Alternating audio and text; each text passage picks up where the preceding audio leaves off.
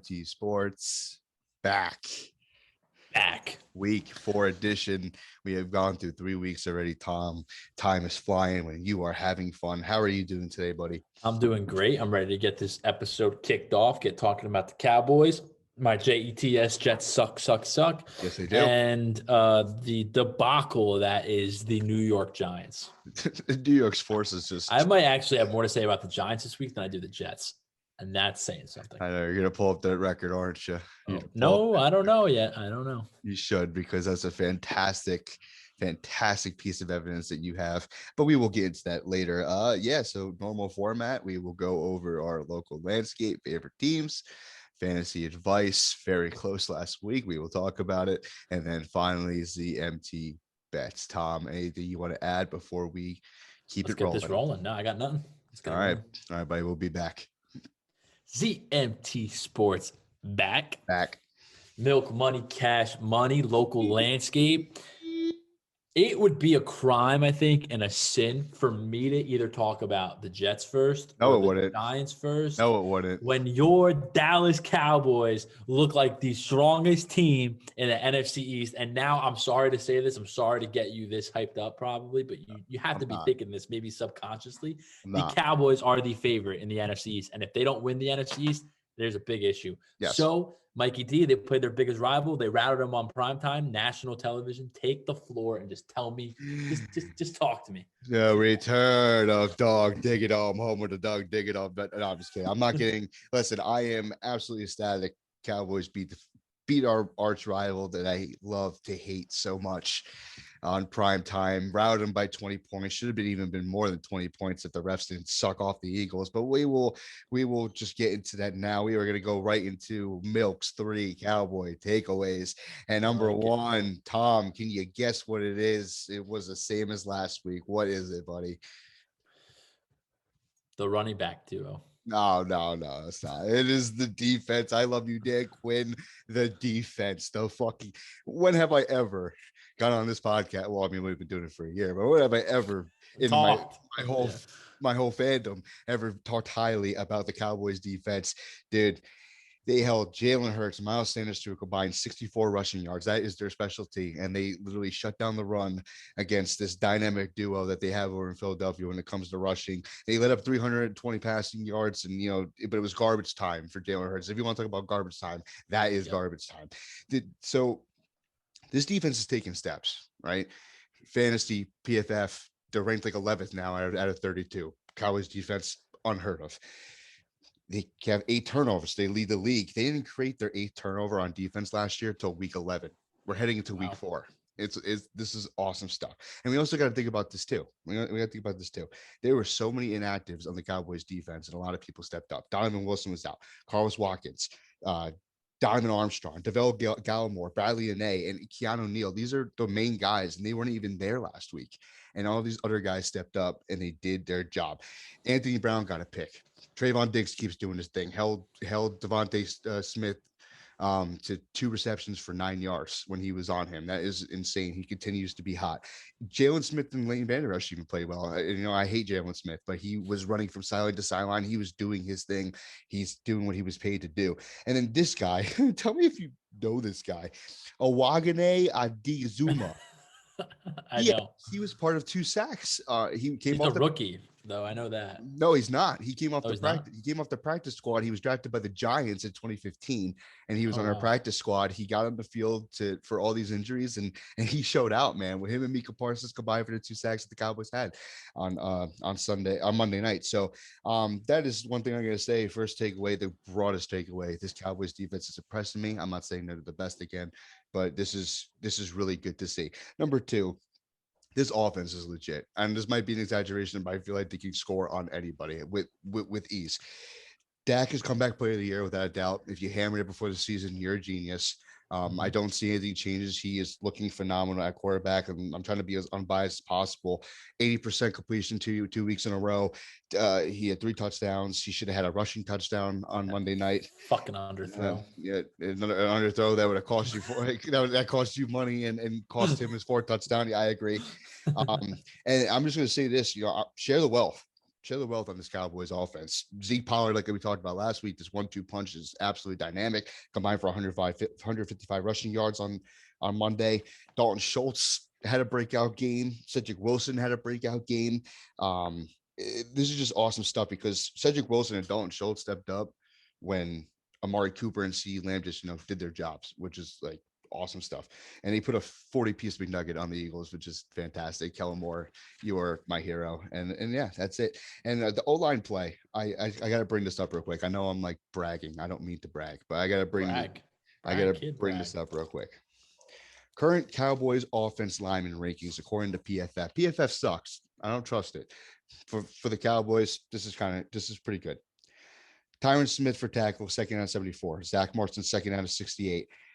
Big T at center, 27th out of 33. He needs to be worked on. He had some trouble on Monday, but he will get better. Connor Williams, 9th out of 68. And Leno Collins is 16th out of 74, even though he's not playing right now. But Connor McGovern stepped in for him, and he was 7th. He's ranked 7th out of 68. So this offensive line's looking like the Great Wall of Dallas once again. I mean, you still have a lot of work to do, but everything like that is awesome. And my last point here for number 2 is Kellen Moore. You can suck me off. You are awesome. But you're loving the play calling. I am. But if you want to talk, please interrupt me. Please interrupt. Oh, I think my biggest thing, take away from the Cowboys primetime game. So I was able to watch them like from start to finish for like the second time this year.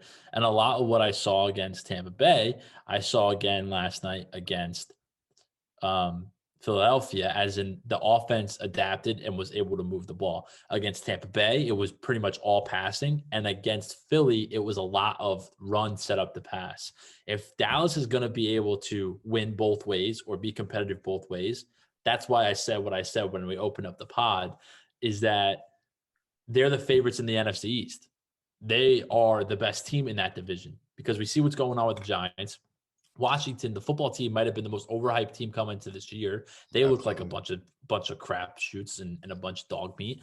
The Eagles, I mean, Jalen Hurts is not their answer. They better pick up the phone and call Houston. I don't even care how many sexual assault cases Deshaun Watson has. They need him maybe even more than Miami needs him. Yeah. Saw what Miami did with Jacoby Barbecue Brissett, as Kyle Moore likes to call him, playing quarterback in Las Vegas. They put up a fight. So Dallas, to me, and you could call me a closet Cowboy fan. That's why I think I had to put this jersey. I had to put this jersey on today since, they're going up against my boy Sam Darnold this week.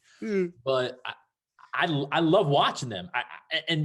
I think it's part of how bad the Jets offense is that's why I think I love watching the Cowboys so much, because their offense is so fun. And I'm a big fan of Zeke, and Dak Prescott's probably my favorite quarterback in the league. Just everything, his story, everything he's gone through, things like that. It's just, motivational. He's just a good dude. So I think, call me a closet Cowboy fan, but yes, you are.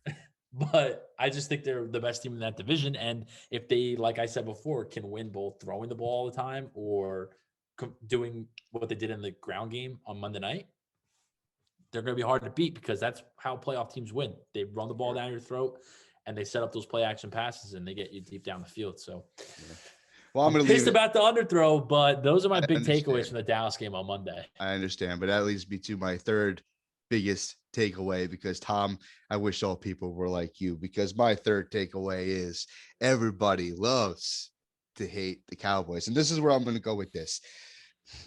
I understand, because even when I turn on the TV and I see that all the headlines about the Cowboys, yeah, they routed the Eagles, blah, blah, blah, blah. It's annoying. I understand. This is why people hate the Cowboys, because it's all that's talked about. That's why people hate LeBron James. That's why people, I don't know, give me another example. That's why people hate the Yankees, because it's always in the headlines. Like, media pushes it down your throat. That's why people hate the vaccine. Just kidding. But like, this is why people hated the president. Yeah, the former president. Exactly. Because the media shoves it down your throat. And I understand that side of it. But just the one thing I don't get is that everyone's like, they haven't played anybody. And that bothers me, because they went toe-to-toe with the reigning Super Bowl champions. You're still a good team despite what happened this past week. They're going to be in the playoffs. They're probably going to be in the NFC Championship game against the Rams. We saw the NFC Championship game already, basically, this past week. They went toe to toe with the reigning Super Bowl champions. They beat a Chargers team that I think looks legit right now because they just knocked off the Chiefs, and I think they're going to keep on rolling high. And then there is some people that picked the Eagles to beat the Cowboys. I mean, they looked impressive. They looked impressive against Atlanta. I mean, and they kind of held their own against the 49ers, who was a good team. And then the Cowboys took care of business. Like, I hate that, like, you don't play anybody. It's the NFL. The NFL is hard to win games in. And it's a division rival, first of all. Second of all, and then they blew them out. So if the Eagles are a bad team, the Cowboys did what they had to do. They knocked the living piss out of the Eagles. So that's why I understand both sides. I understand when you see the one side, like, oh, like they're all the people talking hype about the Cowboys and it's annoying. And I agree with that too. I got to see more. I got to see this week, especially. And then I see the other side, like, oh, they haven't played anybody. I don't think they're impressive at all. Like, how do you not impress, like, at least a little bit? Because Dak's phenomenal after being out for 11 months. This offense is just gelled, even though despite all the injuries and adversity that they face. This defense that was the worst in probably history last year is making improvements and strides under Dan Quinn. And for once, we're in whole 60 minutes that both sides were gelled and they were holding their own. Like, how are you not impressed a little bit? I understand if you hate the Cowboys. I know. I understand that. But, like, to say that they're not a good football team after what you've seen these last 3 weeks, I think that's blasphemy. So those are my 3 takeaways. It's just haters, man. From that. I know. I understand that. And that's why the Cowboys are America's team, because everybody loves them, everybody hates them, everybody watches them. And that is my 3 takeaways. Tom, I'm done talking. I'm out of breath. I'm fat. I would love to see and hear what you had to say after your week 3 show out against the Denver Broncos. That cost me money. Yeah, Denver Broncos, New York Jets, 26-0, 28-0, 26. Whatever it was, 23. I think it was 26-0. But I needed to cover 17.5.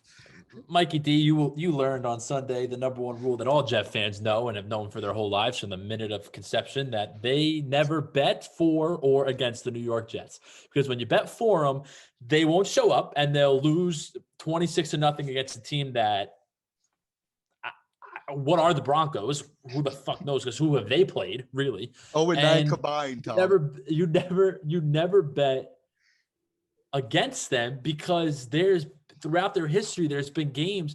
Do you know that the Jets are the only team in NFL history to lose as one of the biggest favorites in NFL history and also win as one of the biggest underdogs in NFL history? That's why you never bet on them. The amount of times growing up where, like, when it was illegal, but people in my family, whether they be in Vegas or offsite booking, whatever, would always be like, the Jets are 11-point underdogs to the Patriots today at home. Like, what are they doing? And then they lose by 2 or they win the game. Like, it's like, what? So you learn that. Never bet for or against the New York. Never again. Sunday was I guess the only way, I was very vocal on Twitter and very vocal in my Tom's Jet takes, but Sunday I love him. Gave me a flashback to the last 2 years of Adam Gase, and it scared the living shit out of me. Because the offense couldn't do dog meat. They couldn't move the ball. I think that's my word of the podcast, dog meat, this podcast. They couldn't move the ball to save their lives. They couldn't hit water if they fell out of a boat. Right off the bat, the defense gets a nice stop on Denver. Yeah, Denver, they hit a nice punt, right? Back us into our own 10-yard line. Zach Wilson has Elijah Moore wide open on an out route, a beautifully ran route, and he skips it to him. And that pass right there, I turned to my dad and I go, they're going to get blown the fuck out this game. And I tweeted it, and you're not, people aren't crazy Jet fans, so they don't know. But if you go back to the timestamp of that tweet and then actually look at when the game started and when that play happened, you would realize that I tweeted it's going to be a long day in Denver right after that pass. Good. Because when a rookie quarterback misses a throw like that, there's no bouncing back, because that's a get me rolling throw, right? Next drive, Broncos go right down our throats, 70 yards, 11 plays, questionable pass interference call, but whatever, it's the Jets. I don't expect calls until they're a good football team. Like, if I was a Cowboy fan, or if I was a Patriot fan, or if I was a Buccaneer fan, and they called the pass interference on, I believe it was Javon Guillory against, who the fuck is that, right? Against Cortland Sutton in the end zone on a 3rd down, I would have been fuming. Or if the Jets were like 2-1 or competitive, because they suck, I don't expect them to get calls. So whatever. Broncos up 7-0. Jets go 3-0 again. Broncos up 10-0. And the game unravels. But that's my overtake of the whole thing and how I feel. But I do have my top TL Smooth's 3 takeaways from the game. Yes, you do. Yes, the first one is the offense. I don't know what Mike LaFleur or Matt. Mike. It's Mike. I think it's Mike because Matt Mike's LaFleur's, the Jets. Matt's the Packers. Yeah. But I don't know what he is doing. I don't know if it's getting talked about enough, but Greg Knapp, rest in peace, the poor guy who got hit while riding his bike at home, was our passing game coordinator coming into the year. And then unfortunately he gets hit by a car and he passes away. And I feel like the Jets haven't recovered from it, really. I think, Mike LaFleur is young. He's his first time offensive coordinator. He was, I believe, the running game coordinator for San Francisco or passing, one of the two. And now he comes over here as a full job, but the Jets brought in Greg Knapp, respectable guy, a lot of experience, coach Michael Vick, coach big name quarterbacks throughout their career to come in and be the passing game coordinator, to know what type of plays, what type of passing plays will help a rookie quarterback. And I think that I read about before this podcast, read it yesterday, like what is a passing coordinator in the NFL, right? Like, why do they have that? Well, a passing game coordinator is a guy that sits in the booth. Some offense coordinators sit up in the booth, but most of the time it's the passing game, running game coordinators in the booth. And it's just back and forth, the offensive coordinator, like, hey, Mike, like this is what Greg Knapp would have done. Like, hey, Mike, if we get to third down here and you want to throw a pass, think about this play because it's worked for us. Like that's what the passing game coordinator is. You take that away. They brought somebody else in, not as to the category of and the prestige as Greg Knapp, rest in peace. And Michael LaFleur is like, I think he's just lost right now. There's no rhythm. And I'm hoping it turns around. It can only get better. That's my second point. Will it get better? Like, who knows? I don't know. The Jets, I saw a really good tweet today. The Jets need this year to end like Miami's 2019 ended. Miami was 0-7, 0-8, laughing stock, tank for Tua, and then a switch flipped. Remember they beat New England at the end of the year? A miracle in Miami, right? Yeah, no. This is when they went in with Brian Flores his first year. They beat New England, made them play at home in the playoffs. Oh yeah, you're right. Remember? And then they lost to Tennessee. That was Patrick, right? Yeah, that was Miami. That was the 0-7 Miami Dolphins who finished 5-11. Like the Jets need that this year. They don't need another high draft pick. They have 2 draft picks this year. They're probably going to trade somebody like a CJ Mosley or Jamison Crowder for another pick in the 2s or the 3s or the 4s. Like that's probably what's going to happen. So they don't need another high draft pick. Win some effing football games, okay? Show the fan base. We don't care about individual performances. Let's, as a collective group, let's just fucking get better. I think that's my biggest thing. Seriously. And my last take is the defense. Is it for real? This defense in NFL standards has kept the Jets in winnable games all the first 3 weeks. And going into it on the first pod, I said the biggest issue for the Jets is going to be the cornerback group. It's been the best position group of the whole team. Not that it's saying much, but it's been the best. Yeah. They have 3 of the top 50 rated corners in the NFL this year. Michael Carter II, Bryce Hall, and Javon Guidry, and dude, these names I've never even heard of until this year. I mean, I knew about Bryce Hall, but they released Bleshawn Austin from Rutgers, and he goes to Seattle. He's playing snaps up there, but not good enough for here. We're like, what the hell is going on, And somehow they know better than us. So I'm excited to see them this week against Tennessee. Are they for real? Who knows? But it'd be a good matchup for them this year. I mean, this week too, because Tennessee's wide receiving core is having some issues, Yeah. So they establish their dominance a little bit, No doubt. But that was just Sunday was a game I'm numb to. I would have probably shown more emotion 2 years ago, or maybe even last year or 3 years ago after a game like that. But I've become so numb to losses like that I don't even care. I care, but I don't care.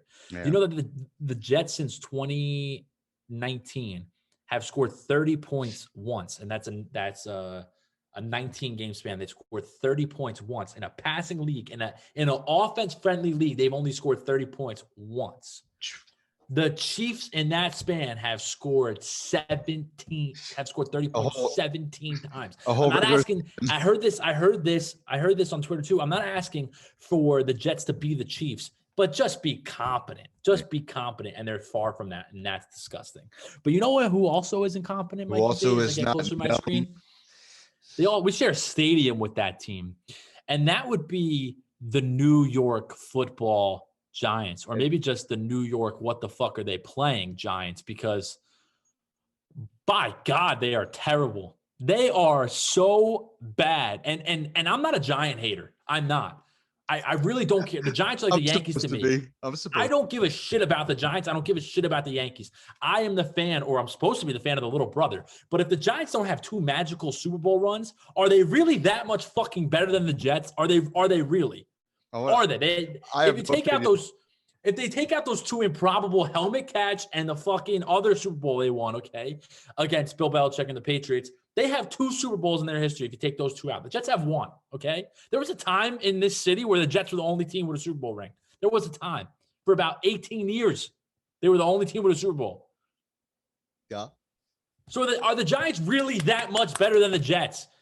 Not the last decade. They're both like 17 and 48 in the last 3 years. And all I have to hear about is the Jets are the joke. The Jets are the joke. The Jets are the joke. The Giants are losing to teams like the Atlanta Falcons and are still less of an underdog against the Saints on the road. And the Jets are at home against the Titans, who are going to be going without their best fucking receivers, okay? And just blew or whatever the fuck they're doing. I don't even know what the Titans are doing, but I'm getting tired of the narrative. Yeah, they have two Super Bowl rings, okay? Yes. The last one in 2011. That's 10 years ago. Okay. Yes, they have that Super Bowl rings. They have those. Yes, they have that over us. They have 3 more than us. But they are just as much of a joke as the New York Jets, and the media and the fan bases and around here do not talk about it enough. They don't. Nope. They don't. Kyle Maher, respect to you. You do. But I'm talking to many Giants fans like, Jets are a joke. Ha ha ha. The Jets. Bro, you fucking looking in the mirror. Your team is about to be in fucking quarterback hell because you don't know what he is. I think the Giants hired Jason Garrett. I think Jason Garrett is a conspiracy theorist.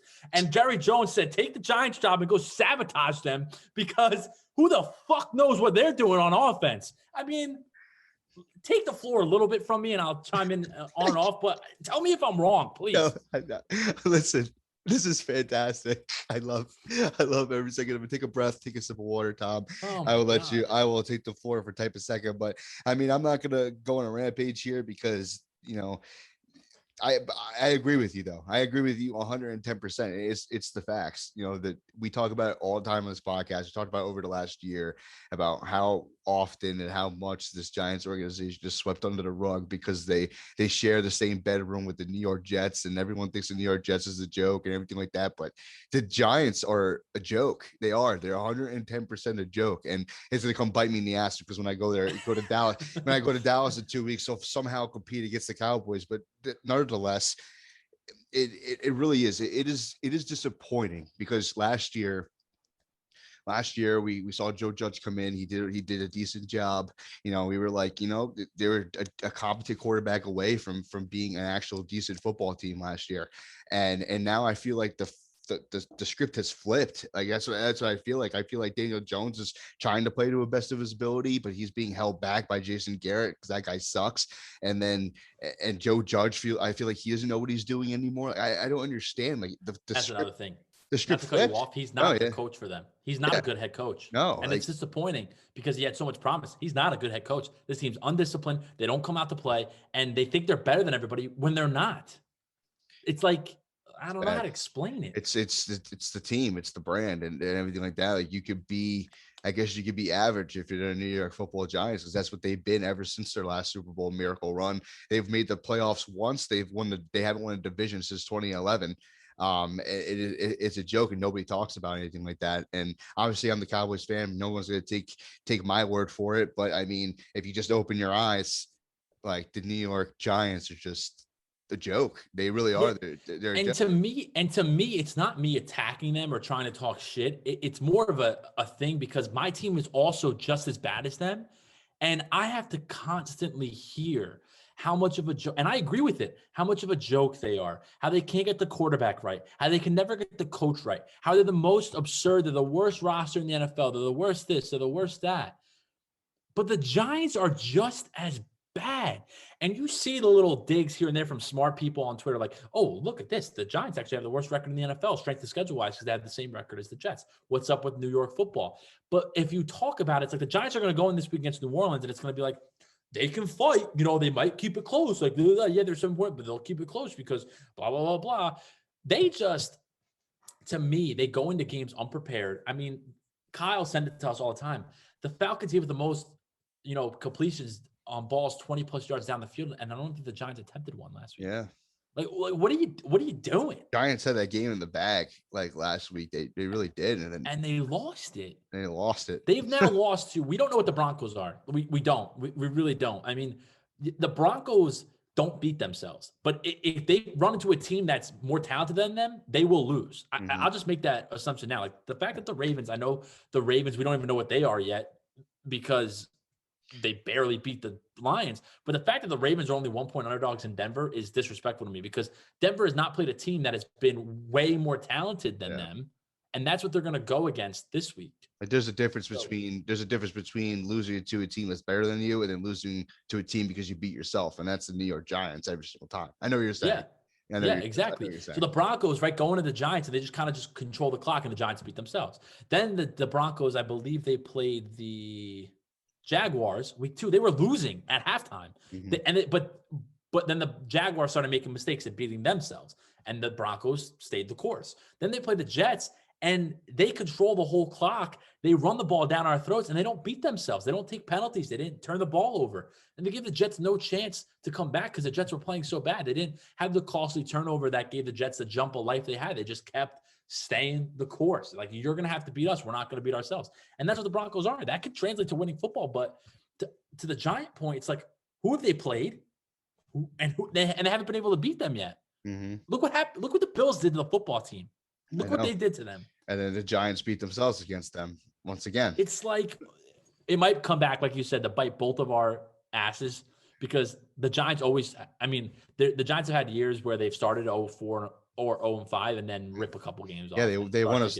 Yeah, we know. I mean, it's the Giants. So they won a Super Bowl with a 9-7 record. So yeah, so like you don't know. Like the sky could be falling for the Giants, and then out of nowhere they just get a lucky play. They win a game that they would have lost earlier in the year, and it just like Seattle last year. Seattle last year, 110%. Yeah, I know. I know what you're saying. Weird, like, I just want to put it out there because I know we have a lot of Giants fans that listen to our podcast, stuff like that. Like, yes, I'm a Cowboys fan, and yes, I'm supposed to hate you, but there's no other team in the division I hate more than the Eagles. I want to make that clear. I think I've made that clear over the last year we've been doing this. But because I literally stuck my neck out for the Giants last year. I put my team aside because I knew our season was over when Dak went down. And I was like, you know what? This Giants team got talent. Like, I'm actually kind of excited to see what they do under this new head coach. Looks like he's know what he's doing. And they have the pieces. Daniel Jones was working on it. But yeah, like there's so much expectations coming into this year. They made the defense better. Daniel Jones improved. And the excuses are running out for them. And like, yeah, exactly. Like what? Like, I remember like talking to someone about Daniel Jones. It was my buddy Kevin, who's a Giants fan, who first of all argued with me that it wasn't Dak's touchdown wasn't a touchdown on Monday because Giants ego. Like, yeah, I was like, if Daniel Jones doesn't get it right this year, like he's goner. And he was telling me, he was like, give it time. Give it time. It's fucking year 3. I know. How much time you're gonna give the dude? Give it time. Like, come on now. But like, I know what you're saying. I know what I'm saying, and I just don't. I guess we'll get into the scores and everything like that. If the Saints are home this week, if they're returning back home, I don't give the Giants a single chance this week, especially the way that they've been playing. I don't. Nope. I think honestly, I'm not taking it as one of my picks, but I think the 7 spread is kind of kind. Or 8? Is it 8? I don't even know. 7. It's 7. I think it's kind of kind. It should be 8 or 9 points. Yeah, I think the Saints are rolling high after that win against the Patriots last week, and I think they need to reestablish themselves after that plunder against the Carolina Panthers week 2, and they did. They they definitely reestablished themselves, and now they're returning home finally against this very confused Giants team. I'm going to give a score prediction out there. I could see the Saints win this game like 27-10 or something like that. Yeah, I agree with you. As for my Giants score, I said 31-13 or 31-14, something around there. Prove was wrong, Giants. Prove was wrong, but I just don't. Yeah, cover at least, because I don't know how you win that game, but these are the games we've seen the Giants win all the time. Yeah. I'll give my Jets prediction for this week against the Titans. I think they finally actually cover when I say they're going to cover, and I think they lose 24-21. They're going to score points this week. They have to. The Titans fucking defense sucks. Dreadful. Give me 24-21 Titans. Yeah. They'll lose, but they'll keep it close. I like the Jets covering this week as well. I think this is, I mean, how much lower and how much rock bottom can you get more than the Jets they are right now offensively? I think this is their week to finally play a shit defense like Tennessee and at least try to show improvement. I don't know how they're going to stop Derrick Henry though. That's kind of what concerns me. I know their defense is the uplifting of their part of their team, but they got big boys up front. So if they're a team that can slow down, I'm not going to say stop, but slow down Derrick Henry where he can't take over a game. Make it close. The Jets can do it. Yeah, I'm gonna say like 17-14. I think I'm gonna go with Tennessee winning. Possibly a heartbreaker for the Jets. I can see that happening. I need one of those. I actually would love a game that they lose late. Could just keep it up. Just keep me close, please. Yeah. I'm so tired of games being done at halftime. For my Cowboys. Oh my God. For my Cowboys prediction. Your Cowboys. I'm wearing the Sam Darnold jersey, but I think this is the week finally where my Sam Darnold is so much better. The Jets should have kept them ends because this is pretty much the Panthers' first real test. I mean, you could call the Saints now. I forget they didn't know it was a real test. Yeah. But without McCaffrey for the whole game and a team not planning for McCaffrey and planning for basically Darnold and the passing attack, because the Cowboys aren't going to really worry about Chuba Hubbard, I don't think. Yeah. This is going to be the first real test. Plus, they have tape on what Darnold likes to do because Darnold diced them up a couple of years ago. This isn't the first time the Cowboys are playing Sam Darnold. So give me the Cowboys, and they're going to cover the 4 points at home, 31-21. All right. I think what I'm going to go roll with for the third week in a row, I'm going to pick my boys to win. I totally agree to the fact that obviously, like we talked about, I think the Saints game that the Panthers defense showed that they're actually legit. I just want to keep my exaggeration a little bit. I want to see Dak keep rolling. I want to see this offense keep rolling, and prove that they can score on any defense. And I think that is the case here. And yeah, I think defensively, if the Cowboys keep it up and they get under Sam Darnold's skin a little bit, I don't think he could do much without McCaffrey by his side, because we saw that in what happened in that Texas game on prime time. When McCaffrey left the game early, Darnold looked a little shovel. Like he looked like, or not even just Sam Darnold, but the whole offensive scheme was just like, all right, what do we do? They did pick it up though after though. What's crazy, I thought the same thing. And going into the pod today, I just made sure to look. Sam Darnold went 12 of 15 for 187 yards and a touchdown without McCaffrey. Like he actually played. I think he did his job. I just think the scheme looked off. Yeah, the scheme looked off. Yes. The scheme looked off. I'm not bashing Darnold. I'm bashing the scheme. But yeah, I think the Cowboys defense can pick it up if they keep going with it rolling. I'm gonna go with. I think it's gonna be closer than 10 points. I really want to give respect to this Panthers defense to make it a little closer. I think I'm going to go 24-21. I'll make it a field goal game. Nice. Greg the Leg wins it. Sure thing. All right, are we going back to name that college player, because Mike sucks at that? Name that college. Yikes. Are you working right now? No, I just had to look. Name that college. You want to go first, or you want me to go first to wrap up segment 1? I want you to go first so I can just get the first one wrong already. Speaking of Sam Darnold. Are you asking where you're Sam Darnold. USC. There you go. Told you it'd be easy. Yeah, I mean, the Jets only pick up USC quarterbacks. It's kind of fucking weird. They just love USC. All right, they got BYU now. So. My first guy, I'm going to go with Brandon Ayuk. This one was kind of interesting because I had no idea he was from this college. SEC school, right? Say again. SEC school, right?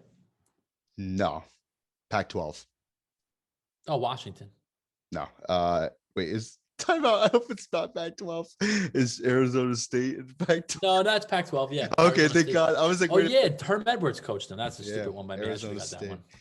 Let's go. I want to know your one. All right, you ready? Call me Eli Manning. Right. Randall Cobb. Oh, yikes. Randall Cobb. I think I did see this actually somewhere. I was studying last night for this segment. I did see Randall Cobb somewhere. It's a big school, right? It's a big basketball school. Can I get a hint of what conference? SEC. Big basketball school. Fuck. I'll give you one more hint. Yeah, yeah. It's going to be too obvious if I give you the hint. I don't. Is it a bird? No. Okay. High School Musical High School Musical is your other hint. The mascot of High School Musical. Kansas. No, Kentucky, the Wildcats. That's what it was. I thought Kansas State was Wildcats too. No, they're the Jayhawks. So Kansas State is the Wildcats. Oh, so that's why I thought, Kansas State. All right, well, that's goner. One of my favorite players to bet on right here, Dawson Knox.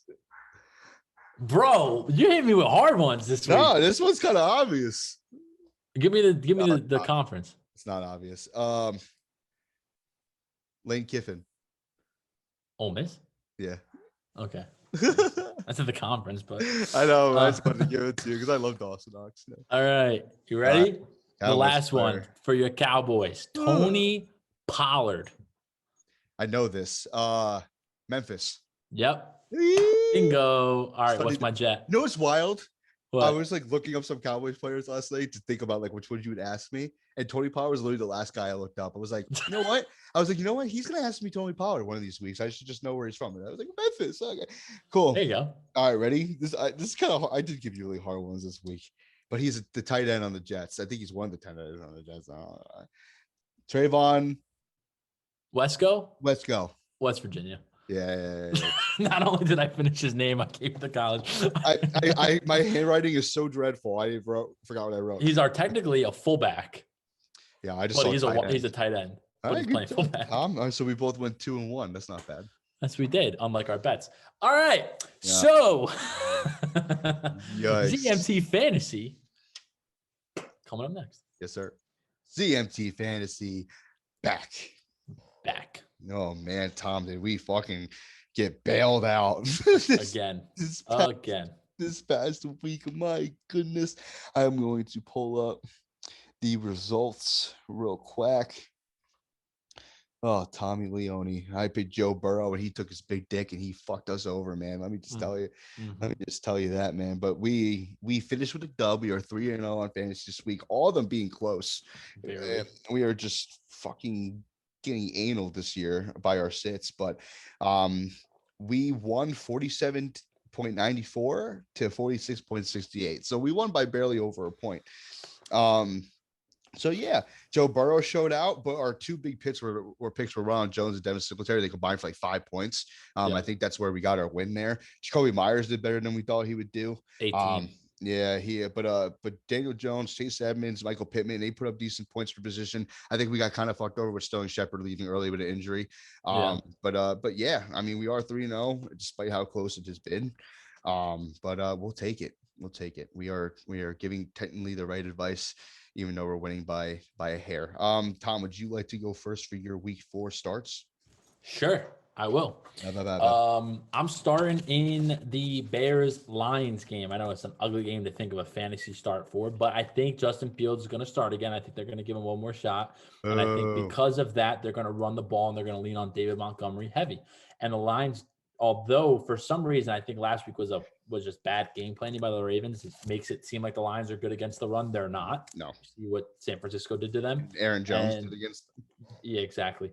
So give me David Montgomery against the Lions as my first start. As my second start, this was probably a big waiver pickup in most leagues this week because he's getting a lot of the target share. He's basically taking Cole Beasley's spot from last year that we saw, and John Brown getting all those targets and all that, attention from Josh Allen. Give me Emmanuel Sanders against the Texans. The Texans struggled against DJ Moore last week and really, really struggled against the number 2 target that, is emphasized in the offense. That was Tommy Tremble last week for the Panthers. Give me Emmanuel Sanders after what he did against the football team last week. I think Josh Allen's going to keep beating him. Give me him to have a big week alongside Stephon Diggs. Another big passing week, I think, for Josh Allen and the Bills. So give me Emmanuel Sanders against the Texans. Recap, I got David Montgomery starting against the Lions and Emmanuel Sanders against the Texans. Milk money, cash money. I love it. First of all, I'm going to go with a QB again. I'm going to pick the most under the radar QB right now in the league. Low key. Very. Can I guess? Yes, I know you were gonna say it. You looked like you were gonna say it. Captain Kirk in Yeah, Minnesota, Captain Kirk from who the is probably 2 plays away from being considered an MVP right now. Exactly. Kirk Cousins, dude. This guy's almost has 918 yards already. He's throwing 300 average a game. He's got 8 touchdowns and no picks, 118 QBR. This guy is rolling right now. He is depending on Thielen. He's depending on Jefferson, and it's working.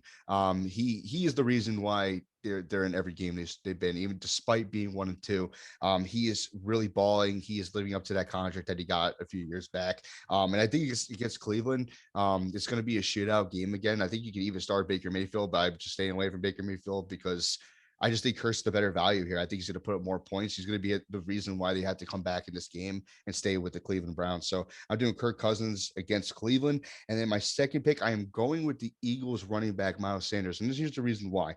He was bottled up against Dallas a lot, but it's not his fault. He was bottled up by the scheme.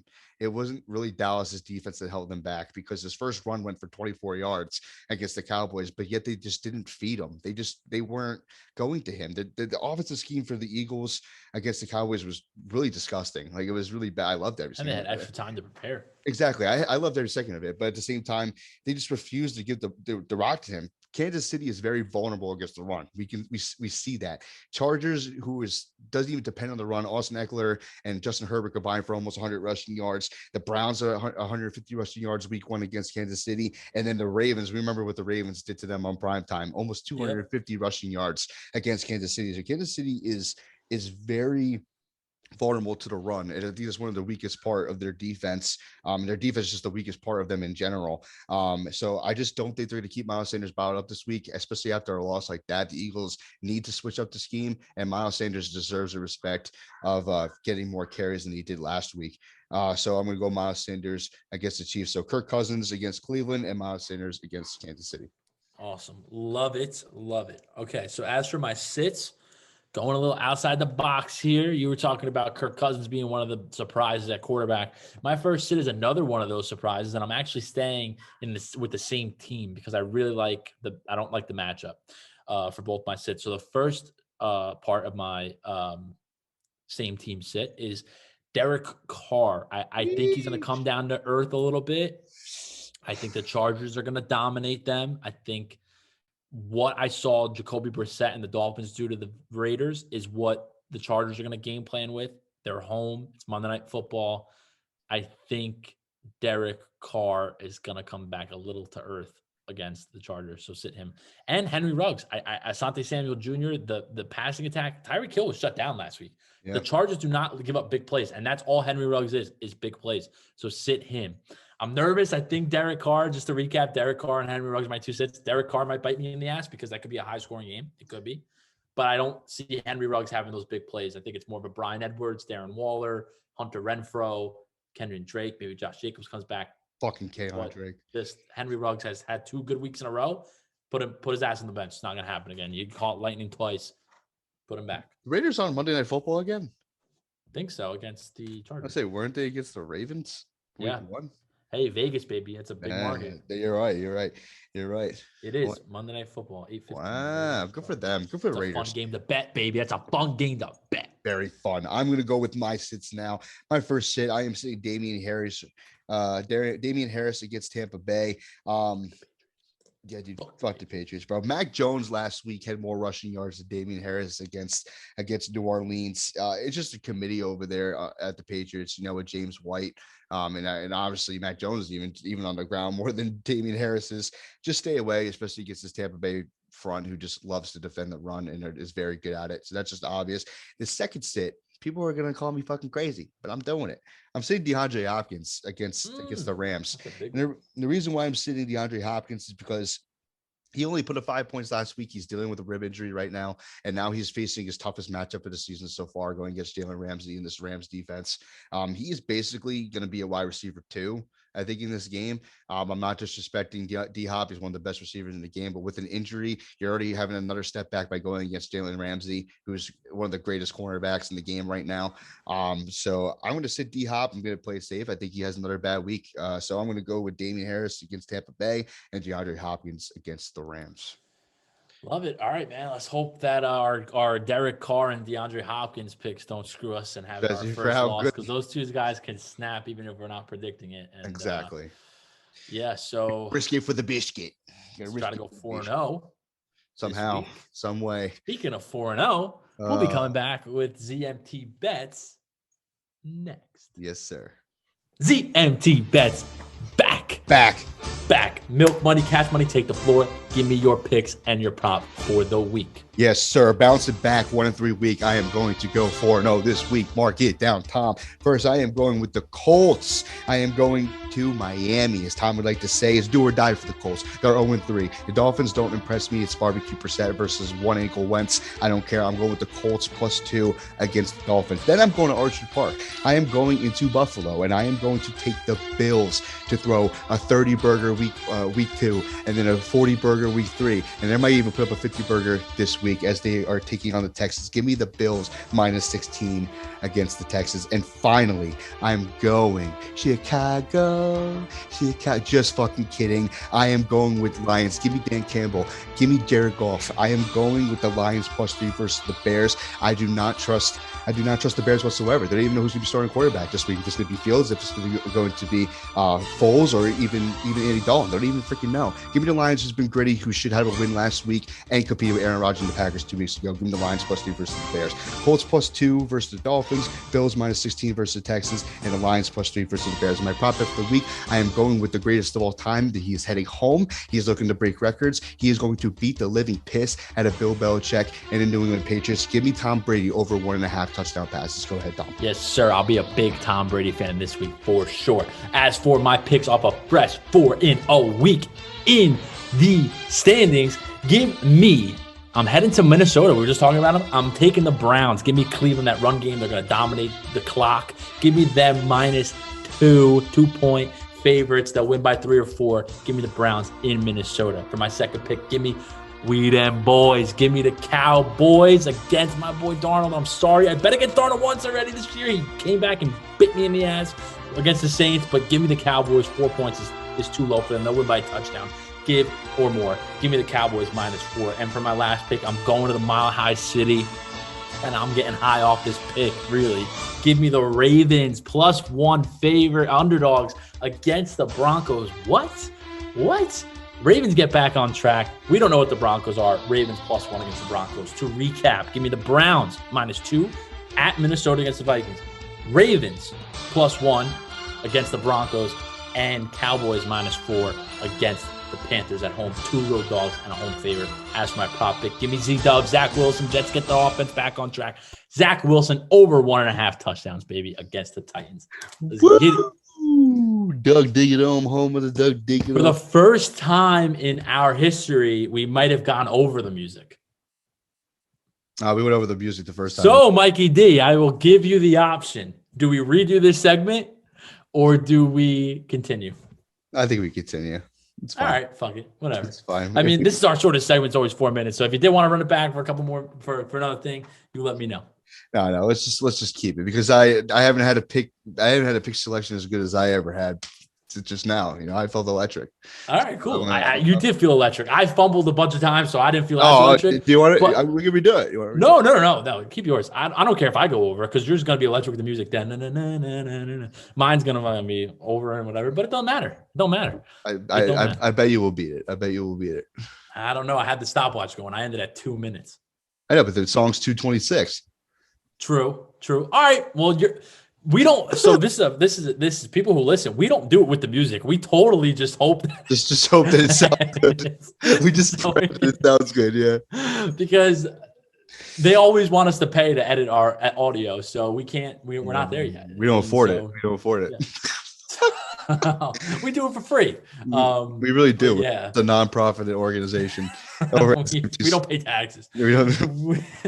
But Tom, let's just recap it real quick. You had an awesome week. Congratulations. The first week I never did my picks. Every week I put my picks. I don't do it. I go 4-0. So we literally went from you being hot week 1, me being awful, to me being hot week 2, and you being somewhat awful, and then me just being awful and you being hot again. We keep flipping the script. Our Let's records both be good this week. I hope so. I hope we could just be good for our podcast. We are flipped. Our records are flipped right now. I'm 4-8. You are 8-4. So we are at overall 12-12, which is good. That means we're 500 with our picks so far this year. That's great. You can't ask for more there. But at the same time, Tom, I mean, I'm having fun. I hope you're having fun. We are heading to week 4. I'm sorry about the Jets. I know that you're not having fun with that, but it is what it is. But like I said, honorary Panther/Cowboy fan. Whoever wins this matchup is who I'm gonna root for the rest of the year. God, I hope it's the Cowboys. I would love to see you. I would just love to see. Hey, if CeeDee Lamb scored a fucking touchdown on Monday, I would have bought a CeeDee Lamb jersey. I agree. I would have bought it for you. Well, Tom, you know how it goes. Follow us on social media, sports_ZMT, Facebook, Twitter, Instagram. Yes, sister's ass. And we're also on YouTube and TikTok. Check us out there as we give our picks every week. Tom, as always, it is a pleasure. And we will see you next week for our week 5 podcast and analyst. Yes, sir. Thanks for listening. Appreciate y'all. Take care, guys.